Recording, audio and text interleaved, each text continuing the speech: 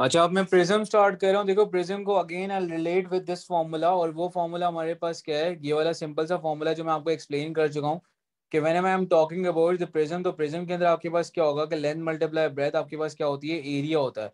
So what you are doing in this particular figure is कि आप यहाँ पे एरिया को सिंपली मल्टीप्लाई करवा रहे हो किसके साथ, हाइट के साथ, तो you can easily get the volume of this particular shape. ठीक है। अब आपके पास क्या है कि यार प्रिज्म इस तरह की शेप होती है, ऐसी काइंड ऑफ शेप हो कि आपके पास दो पैरेलल फेसेस बन रहे हो। दो पैरेलल फेसेस का मतलब क्या होता है, एक तो ये फेस बन रहा है और इसके पीछे बिल्कुल ही एक फेस आपके पास रेप्लिकेट हो रहा होगा। अब जरा इसको हम लोग एप्स के थ्रू रेफर करके देखते हैं कि यार ये प्रिज्म किस तरह का होता है। बेटा प्रिज्म किसी भी तरह का हो सकता है, जरा इसको देख लेना और फॉर्मूले इसके और से अच्छे तरीके से समझ लेना, ताकि आपको पेपर में पता हो कि किस तरह से ये आपके पास हो सकता है। This is a triangular prism. अब ट्राइंगुलर प्रिज्म के अंदर मैं आपको ये बात बोलना चाह रहा हूँ कि देखो ये ट्राइंगल मुझे ये नजर आया, this is kind of base area, ये बेस एरिया मेरा होगा, सही है, ये बेस है।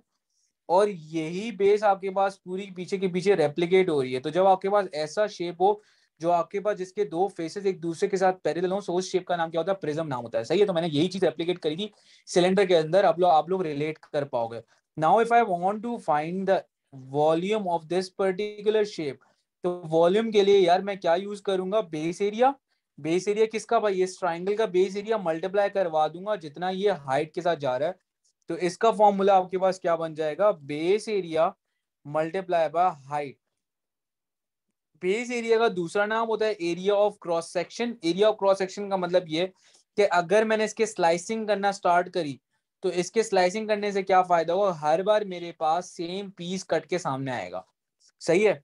अब बात करते हैं सरफेस एरिया की। यार वॉल्यूम सबको क्लियर हो जाता है, बच्चों को जो मेन कंफ्यूजन होती है वो सरफेस एरिया में होती है। सरफेस एरिया को जरा देखो, सरफेस एरिया को मैं यहाँ पर रेफर कर रहा हूँ भाई। यहाँ पे कितने सरफेस एरिया आ रहे हैं, एक तो ये आपके पास ट्राइंगल है और एक पीछे ट्राइंगल है। तो आपके पास कुल मिला के तो टोटल बेस एरिया जो आपके पास आ रहे हैं वो कितने आ रहे हैं, दो आ रहे हैं। तो आप यहाँ पे क्या करोगे, आप यहाँ पे इसको मल्टीप्लाई करोगे, to multiply by the base area. क्यों टू से मल्टीप्लाई करा, बिकॉज आपके पास दो बेस एरिया आ रहे हैं। ये बात सबको समझ में आ गई। अब ये वाली बात अक्सर बच्चों को नहीं समझ में आती। देखो इसका शॉर्टकट है, बहुत सारे लोगों ने नेट बना के सीखा होगा, नेट नहीं बनाना बेटा, डायरेक्टली इसका शॉर्टकट करना। प्रिज्म का एक बहुत इजी शॉर्टकट है, वो मैं शॉर्टकट समझाता हूँ, वो शॉर्टकट बना किस तरह से। तुम लोग ये वाला शेप ऑब्जर्व करो सारे, ये प्रिज्म का शेप है, देख रहे हो। अब इस प्रिज्म के शेप को जैसे ही मैं ओपन करूंगा, ओपन करने से हमारे पास क्या सीन हो रहा है, जरा ऑब्जर्व करना। ओपन करने से भाई ये सीन हो रहा है आपके पास कि ये जो आपके पास ट्राइंगल है, मैं जरा इसका स्क्रीनशॉट लेके ना यहाँ से तुम लोग को रेफर कर दूंगा।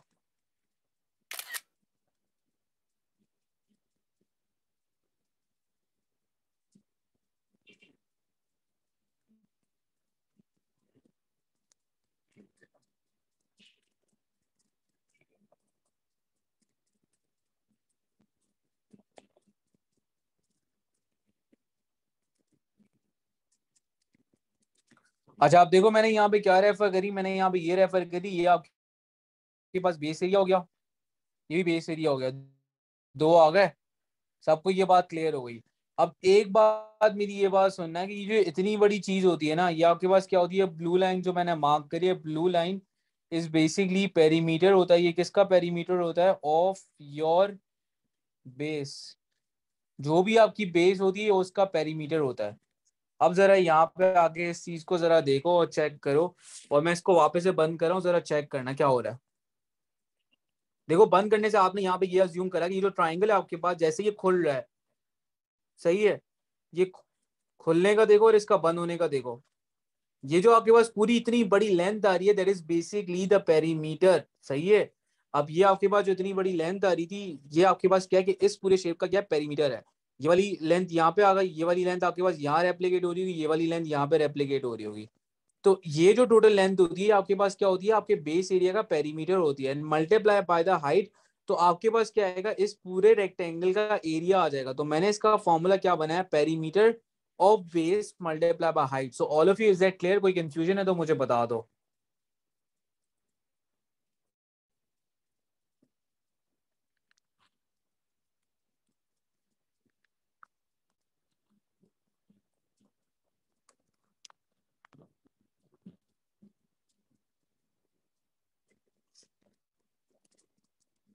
बाकी लोग भी बता दें क्लियर है या नहीं है, कोई मसला है तो मुझे बताओ।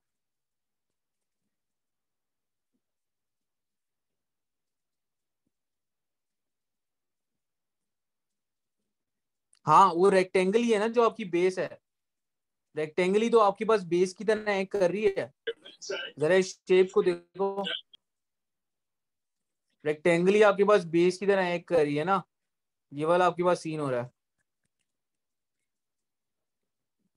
माइक बंद कर दो अपना, माइक जिसका भी खुला हुआ। ठीक है, तो ये आपके पास फॉर्मूला बन गया प्रिज्म का। अब प्रिज्म ना बहुत तरह के हो सकते हैं आपके पास, प्रिज्म आपके पास बहुत तरह के हो सकते हैं। प्रिज्म आपके पास इस तरह का भी हो सकता है, प्रिज्म आपके पास इस तरह का भी हो सकता है। मैं तुम लोग को एक रेफर करके प्रिज्म भी दिखा दूंगा यहाँ पे।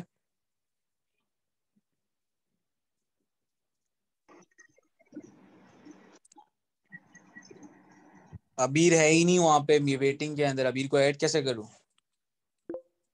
ओके, अब ये मैं एक और थोड़ा सा प्रिज्म रेफर करता हूँ। ये आइसोसेलेस आपके पास काइंड ऑफ अ प्रिज्म है, ये जरा देख लो। इसके अंदर ये भी आपके पास प्रिज्म की शेप होती है। तो यार प्रिज्म बहुत तरह के हो सकते हैं, इसमें कंफ्यूज नहीं रहना।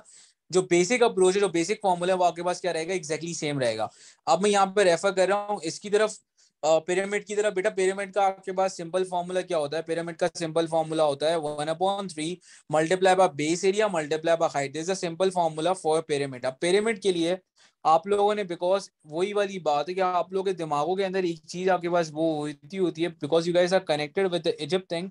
तो आपको एक बात पता है कि जो आपके पास पिरामिड होते हैं हमें हमेशा से ऐसे ही पिरामिड होते हैं जिसकी स्क्वायर बेस होती है। तो ये जरूरी नहीं है यार, पिरामिड की बेस आपके पास स्क्वायर भी हो सकती है, पिरामिड की बेस आपके पास रेक्टेंगल भी हो सकती है, कुछ भी हो सकती है। देयर आर मेनी शेप्स, मैं यहाँ पे बता दूंगा। देखो इसके अंदर क्या हो रहा है आपके पास, इसके अंदर आपके पास जो आपके पिरामिड की बेस है वो आपके पास क्या है, ट्राइंगुलर बेस आ रही है। तो इस तरह से बहुत डिफरेंट तरह के आपके पास पिरामिड हो सकते हैं। यहाँ पे मैंने इतने सारे शो कर दिए। एक जिसकी मैं एग्जांपल देके आप लोगों को समझाता हूँ। देखो पिरामिड के वॉल्यूम का फॉर्मूला क्या होगा, 1/3 multiply by the base area. Base area आपके पास इस वाले सिनेरियो के अंदर बेस एरिया आपके पास क्या आ रहा है, ये आपके पास बेस एरिया आ रहा है। ये जो मैंने यहाँ पे ग्रीन से कर मार्क करा, this is a kind of your base area. सही है क्या? इस बेस एरिया में लाया तो 1/3 multiply by the area of rectangle, और आप क्या कर दोगे, इसको मल्टीप्लाई करवा दोगे हाइट के साथ, so you will get the volume of the pyramid. अब वॉल्यूम तो मेरे ख्याल से सबको समझ में आ गया, वॉल्यूम के अंदर किसी बच्चे को कंफ्यूजन नहीं होगी, वॉल्यूम का फॉर्मूला सबको क्लियर हो गया। अब मैं यहाँ पे सरफेस एरिया की अगर बात करूं तो सरफेस एरिया के अंदर ये वाली बात करनी पड़ेगी आपको, area of all faces. Faces का क्या मतलब है, मैं ये बात बताता हूँ भाई। जैसे ही मैंने इसको खोला, तो इसको खोलने से मेरे पास जो यहाँ पे शेप बना, ये मेरे पास कितने आ रहे हैं, ये मेरे पास जो फेसेस आ रही है ये कितने आ रहे हैं, 4 आ रहे हैं। मैं जरा इसको इसका भी स्क्रीनशॉट लेके तुम लोगों को बता देता हूँ।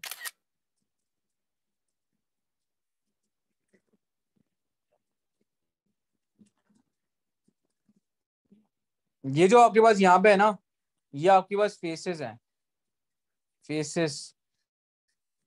ये टोटल कितने हैं, 4 है। इनका एरिया और आपके बेस का एरिया, इन पांचों का एरिया जब आप आपस में ऐड करोगे तो आपके पास क्या आ जाएगा, सरफेस एरिया आ जाएगा। ठीक है, तो all of you is it clear? किसी को यहाँ पे कोई कंफ्यूजन है तो मुझे बता दो। पिरामिड भी हमारे हो गया, हमारे पास अब कुछ ही शेप्स रह गए, then we are done with this particular topic.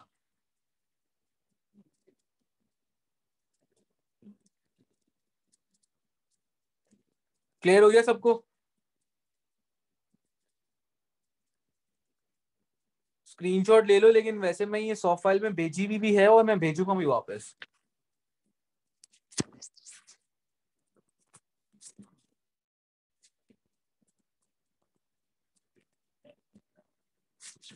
Done.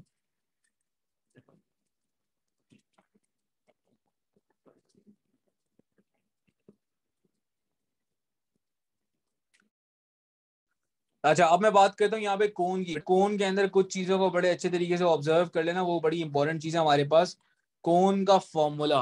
अब सीन ये हुआ कि आप लोगों को मैं एक सिंपल सा सिनेरियो देता हूँ, आप लोग इजीली कोन का फॉर्मूला बना लोगे। भाई सीन ये हुआ आपके पास कि आप लोगों के पास एक सिलेंडर था, राइट? एक सिलेंडर आप लोगों के पास था, और उस सिलेंडर का जो रेडियस था और जो हाइट थी वो इस कोन के रेडियस के साथ और इस कोन की हाइट के साथ एग्जैक्टली सेम थी। आप लोगों ने इसके अंदर क्या भरी, सैंड भर दी, यानी कि मिट्टी भर दी, पूरी फुल कर दी आपने।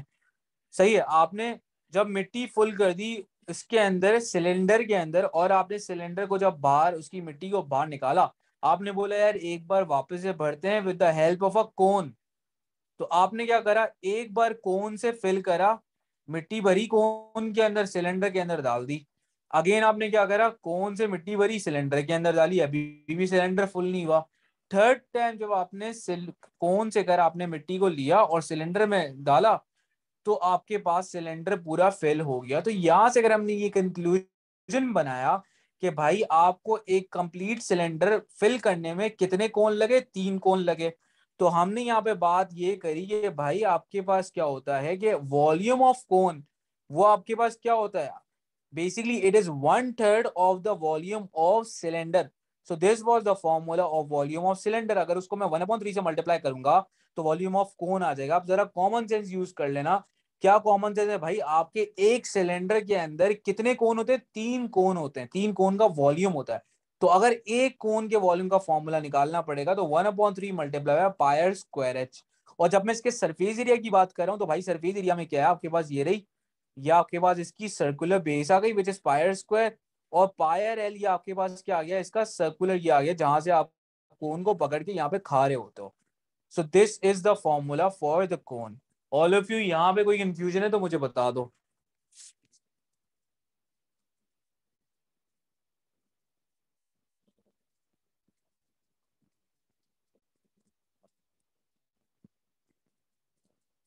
अच्छा, अब इस कोन के अंदर आपके पास एक आती है स्लांट हाइट। ये एल होता है क्या भाई, एल होती है आपके पास slant height, this is L. ये स्लांट हाइट को बोलते हैं, स्लांट हाइट एल है। This is your radius, this is height. Height और रेडियस के दरमियान 90 बन रहा है भाई, दिस इज एल।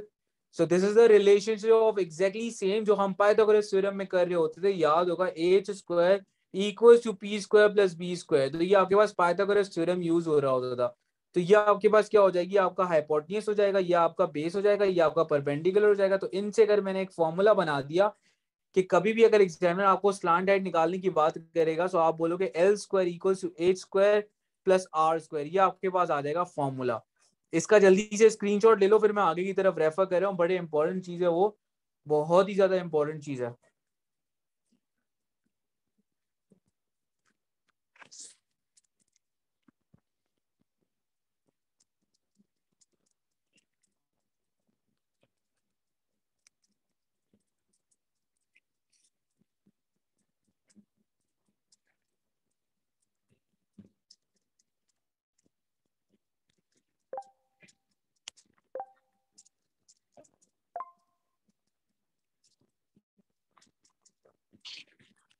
अच्छा, अब देखो यहाँ पे हमारे पास क्या हो रहा होता है, यहाँ पे जरा सिचुएशन को ऑब्जर्व करना कि यहाँ पे हम एक चीज नोटिस ये कर रहे हैं कि this is a cone right, ये इसकी सर्कुलर बेस है और ये इसका कर्व सरफेस एरिया जो आपके पास यहाँ पे बना हुआ है पूरा। अगर मैं इसको ओपन करता हूँ बेटा, इसको गौर से समझना, अपनी सारी चीजें अपने आसपास से हटा दो, यहाँ पे सिर्फ मुझे 2 से 3 मिनट दो और इसको गौर से समझो। ये पेपर में एज इट इज आएगा और तुम लोगों से नहीं होगा अगर तुम लोग की विजुअलाइजेशन स्ट्रांग नहीं होगी तो, ये मैं गारंटी दे रहा हूँ। तो प्लीज इसको थोड़ा सा फोकस करके पढ़ लो ये हमारे पास क्या चीज हो रही है। जैसे ही मैंने इस कोन को पूरा ओपन करा, तो इस कोन को ओपन करने के बाद जो इसका कर्व सरफेस एरिया जो ऊपर वाला एरिया था वो किस में कन्वर्ट हो गया, जरा मुझे कोई बता दे भाई। ये ऊपर वाला ग्रीन, ये वाला किस में कन्वर्ट हो गया, यहाँ पे सिर्फ ये वाला पोर्शन, ये आपके पास कन्वर्ट हो गया। इसका मैं स्क्रीनशॉट भी ले लेता हूँ। ये आपके पास कन्वर्ट हो गया सेक्टर के अंदर, बिल्कुल सही बता रहे हो, ये आपके पास सेक्टर में कन्वर्ट हो गया। तो मैंने यहाँ पे ये बात आपके पास बताई आप लोगों को कि भाई आपके पास क्या सीन हुआ है यहाँ पे, यहाँ पे आपके पास ये सीन हुआ है कि ये जो आपके पास एक आपका कोन था, ये आपके पास किस में चेंज हो गया, इस तरह के शेप के अंदर चेंज हो गया। ठीक है,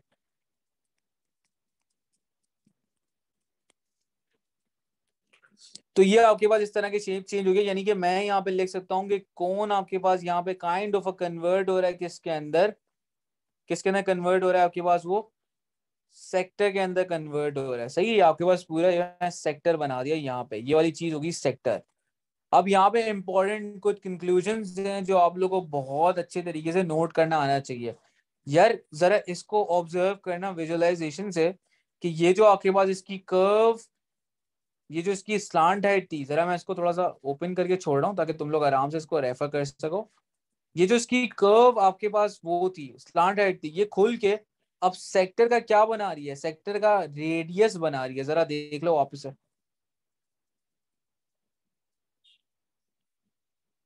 वापस से देख लो।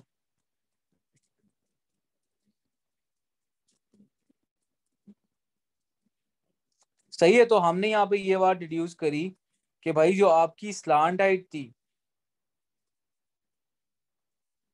जो आपकी स्लांट हाइट थी, अब वो यहाँ पे जाके क्या बन जाएगी, यहाँ पे जाके इस सेक्टर का क्या बन जाएगी, रेडियस बन जाएगी। तो यहाँ पे मैं लिख रहा हूँ,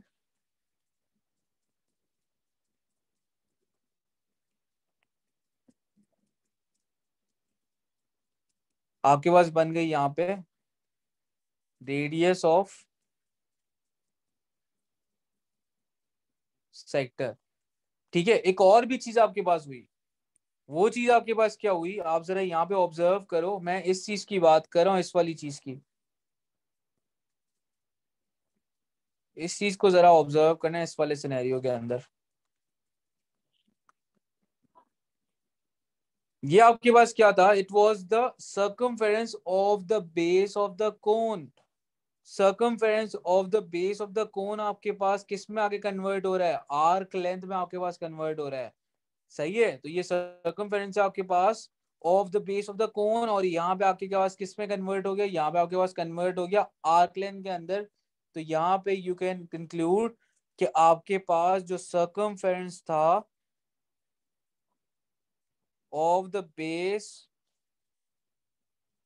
ऑफ द कोन, ये आपके पास कन्वर्ट हो गया आर्क लेंथ ऑफ सेक्टर। तो ये दो कंक्लूजन हमने बनाए। शेप को ऑब्जर्व करो, शेप को ऑब्जर्व करो, इस चीज को विजुलाइज करो, ऑब्जर्व करो, मैं वापस से भी करके दिखा रहा हूँ, जरा देख लो। ये तुम्हारे पास ये पूरा सर्कमफेरेंस बन रहा है, जैसे ये फिगर खुलेगा तो ये देखो क्या हो रहा है आपके पास, ये पूरा के पूरा आर्क लेंथ में आके कन्वर्ट हो रहा है। ठीक है, अच्छा, अब लास्ट में हमें एक कंक्लूजन और बनाना है। लास्ट में हमने एक कंक्लूजन ये बनाया कि हमारे पास क्या हुआ कि भाई ये वाला जो एरिया है, ये वाला एरिया पूरा पूरा अगर मैं इसको बंद करूंगा तो ये आपके पास क्या बनेगा, कर्व सरफेस एरिया बनेगा। तो बेसिकली कोन का जो आपके पास कर्व सरफेस एरिया होता है ना, कर्व सरफेस एरिया, वो आपके पास किस में कन्वर्ट हो रहा है, वो आपके पास कन्वर्ट हो रहा है एरिया ऑफ सेक्टर के अंदर। तो ये कंक्लूजन हमने यहाँ पे बनाया, ये इतने इंपॉर्टेंट है कि पास पेपर का एज इट इज सवाल यहाँ पे हमारे पास आया हुआ है इसका। सही है, तो इसका स्क्रीनशॉट ले लो, कोई सवाल है तो मुझसे पूछ लो, फिर मैं आगे मूव करूँ।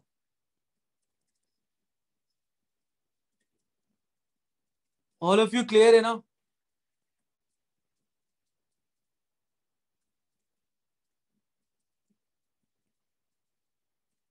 अच्छा, अब मैं बात कर रहा हूँ स्फेयर की। This is a last shape. Sphere के अंदर भाई आपके पास क्या होता है, ये आपके पास एक बॉल की तरह होता है। सही है, स्फेयर का आपके पास वॉल्यूम का फॉर्मूला होता है 4/3 πr क्यूब, और सरफेस एरिया का फॉर्मूला होता है 4 πr²। So these are the formula for volume and the surface area.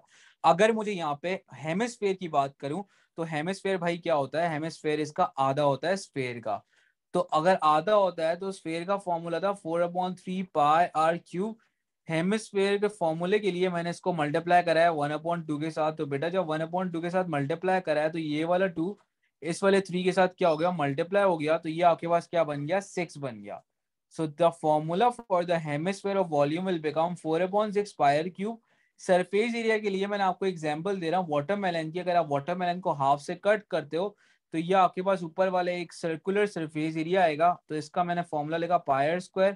और दूसरा आपके पास कर्व सरफेस एरिया आएगा जो ये आपके पास यहाँ पे लाई कर रहा है, जिसका फॉर्मूला हो जाएगा आधा, क्योंकि आपके पास जो टोटल कर्व एरिया था पूरा वो था 4 πr²। तो अब इस वाले में आप हाफ में कट हो गया है, तो डिवाइड बाई 2 होके आ रहा है। So this becomes 2 πr²। तो ये आपके पास मैंने यहाँ पे लिख दिया। अब ये सॉलिड शेप था, लेकिन अगर यही अगर हॉलो हो जाए तो ऊपर आपके पास कोई भी चीज नहीं है, सिंपल आपके पास सिर्फ एक ही आ रहा है। सो आप यहाँ पे लिखोगे only 2 πr²। So these were the total formulas of mensuration जो आप यहाँ पे यूज करोगे आपके सारे फॉर्मूलाज क्लियर हो गए यहीं पे, ठीक है। तो यही आपके पास सारे फॉर्मूलाज आते हैं, लेकिन का आपको पूरा के पूरा यूज वगैरह हर चीज आपको आनी चाहिए।